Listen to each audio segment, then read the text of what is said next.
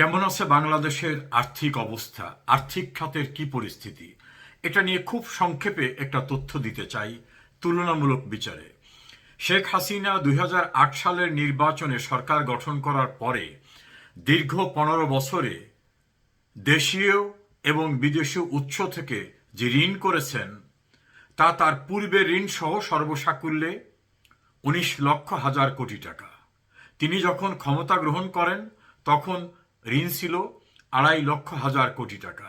তাহলে শেখ হাসিনা ঋণের পরিমাণ দাঁড়ায় 15,50,000 কোটি টাকা 15 বছরে।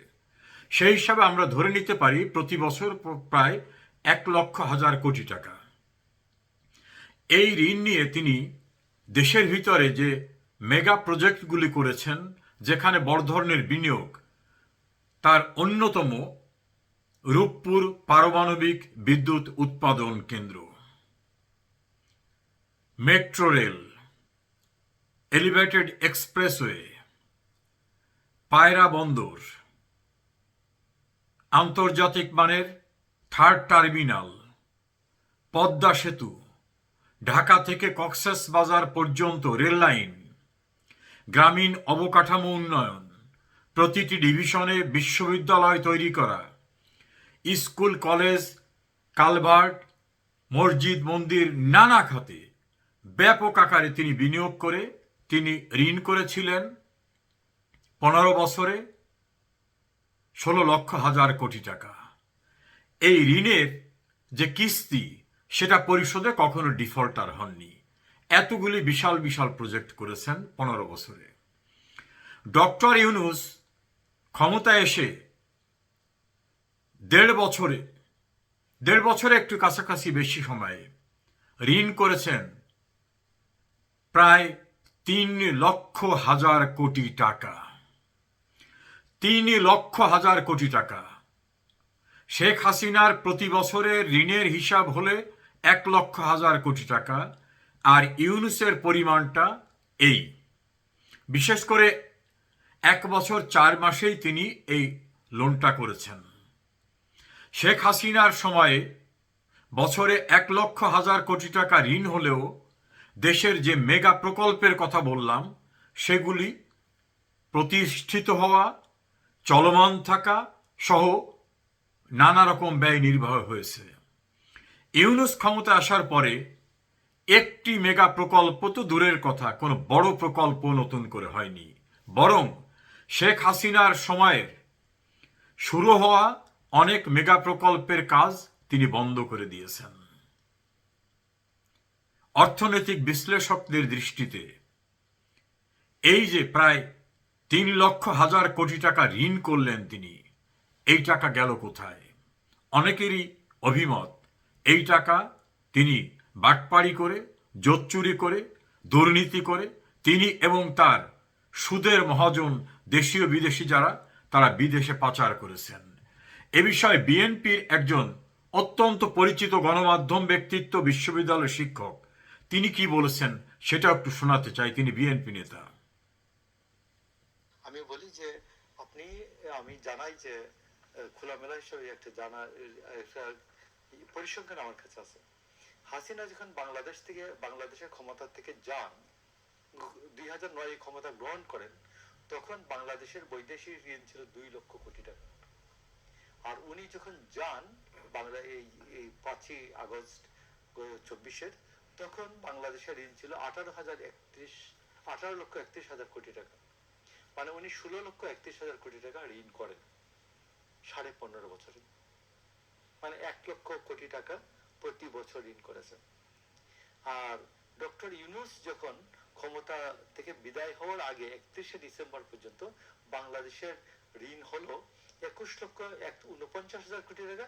মানে এই ইউনূস 3,18,000 কোটি টাকা ঋণ করেছেন। তার মধ্যে তিনি আদানির 1600 কোটি টাকা ঋণ, 1600 কোটি টাকা পাওনাও দেন নাই বিদ্যুতের।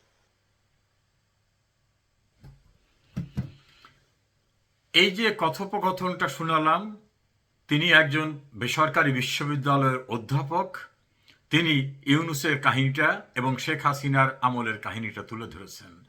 এর সঙ্গে সংযুক্ত করে বলবো, আর্থিক ব্যবস্থাপনায় শেখ হাসিনা সরকারের সাফল্যকে এপ্রিসিয়েট করে শেখ হাসিনা সরকারের 2020 সালের যিনি অর্থমন্ত্রী ছিলেন তাকে বেস্ট ফাইন্যান্স মিনিস্টার হিসাবে এপ্রিসিয়েট করেছেন বিশ্বের খ্যাতনামা আর্থিক ম্যাগাজিন 2020 সালে।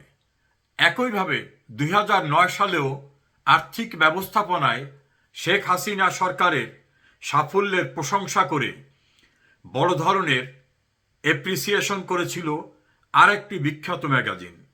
অর্থাৎ শেখ হাসিনা সরকার আমলে আর্থিক ব্যবস্থাপনার যে সাফল্য, সেই সাফল্যকে বিশ্ব এপ্রিসিয়েট করেছে। আমি সুনির্দিষ্ট করে নামটা বলছি। দি ব্যাংকার নামক ফাইন্যান্সিয়াল টাইমস গ্রুপের মালিকানাধীন magazine the Banker finance minister of the year of Asia and global award 2020-এ ভূষিত করেন শেখ হাসিনার অর্থমন্ত্রীকে 2020 সালে বিশ্বের সেরা অর্থমন্ত্রী হিসাবে। এবং 2009 সালে শেখ হাসিনার অপর অর্থমন্ত্রীকে এমার্জিং মার্কেট নামক পত্রিকা সেরা অর্থমন্ত্রী হিসাবে পুরস্কৃত করেন। আসলে তো মন্ত্রীরা সবকিছু করে না, এটা ডিপেন্ড করে সরকার প্রধানের উপরে। প্রিয় দর্শক শ্রোতা, আপনাদের কাছে আশা করি পরিষ্কার করতে পেরেছি শেখ হাসিনা তার 15 বছরে প্রতি বছর 1,00,000 কোটি টাকা ঋণ করলেও ঋণের কিস্তি পরিশোধে ডিফল্টার হননি। এবং তার মেয়াদে যে সকল মেগা প্রকল্প হয়েছে তার একটা তথ্য তুলে ধরলাম। আর তার এই ব্যবস্থাপনায় সারা বিশ্বের আর্থিক খাতের সবচেয়ে গুরুত্বপূর্ণ পত্রিকা best finance minister of the year হিসাবে শেখ হাসিনার ফাইন্যান্স মিনিস্টারকে অ্যাওয়ার্ড দিয়েছে, পুরস্কৃত করেছে দুইবার, 2020 সালে, 2009 সালে। আর ইউনূস তার স্বল্প মেয়াদে বিশাল পরিমাণ ঋণ করে চলন ব্যয় তো দূরের কথা, আদানির বিদ্যুতের সামান্য বকেয়ার টাকাও পরিশোধ করেন নাই। মেগা প্রকল্প তো দূরের কথা। আমি আহ্বান জানাবো বর্তমান সরকারকে, এ বিষয়ে তদন্ত করুন, ইউনূসের এই ভয়াবহ দুর্নীতির তথ্য খুঁজে বের করুন, তাকে আইনের মুখে সোপর্দ করুন। শেখ হাসিনার সরকার পরিচালনার আর্থিক ব্যবস্থাপনার ইন্টারন্যাশনালি এপ্রিসিয়েটেড বেস্ট স্ট্যান্ডার্ডের কারণে বাংলাদেশ উন্নয়নের রোল মডেলে পরিণত হয়েছে।